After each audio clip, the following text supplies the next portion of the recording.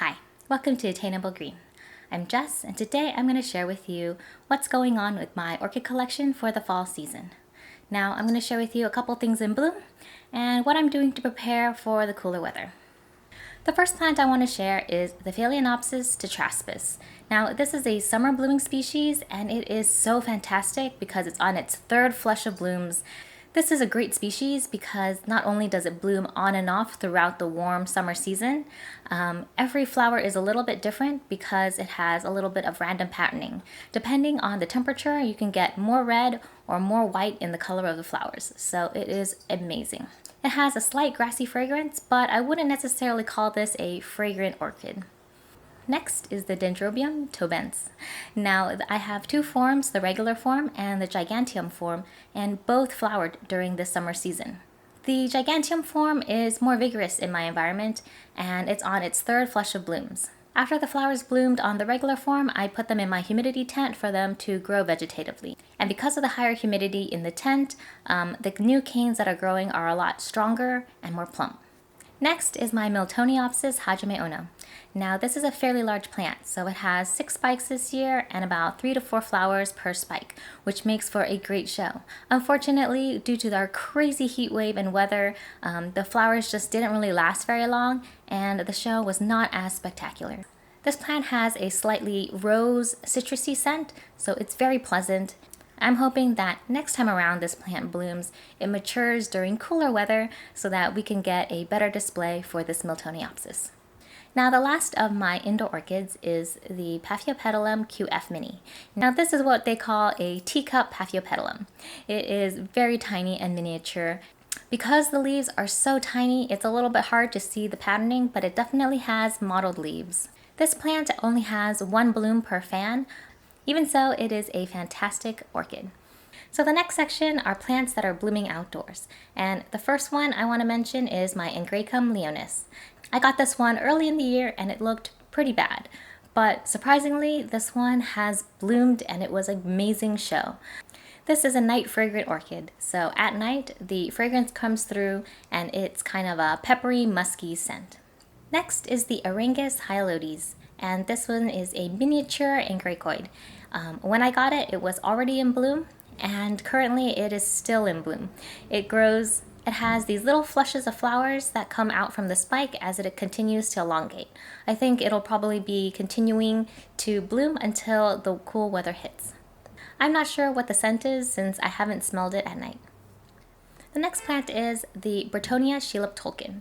Now, I divided this plant early in the year, and I wasn't expecting this plant to grow, but this larger division grew 2 spikes with an amazing show. It has a peppery, spicy fragrance to it, so it's definitely noticeable, but not too strong.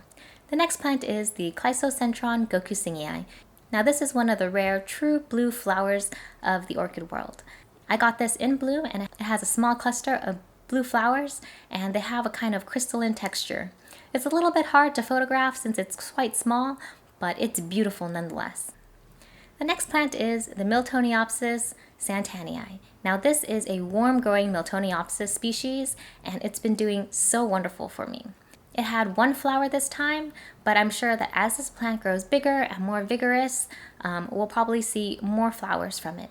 It has the classic Miltoniopsis fragrance, kind of that rosy, citrusy scent. The next plant is the Epicattleya Siam Jade. Now, this hybrid has been really vigorous, and it's my first year getting a large flush of blooms. Last year, it had about 1 flower per cane. This year, it had the potential for 4 flowers per cane.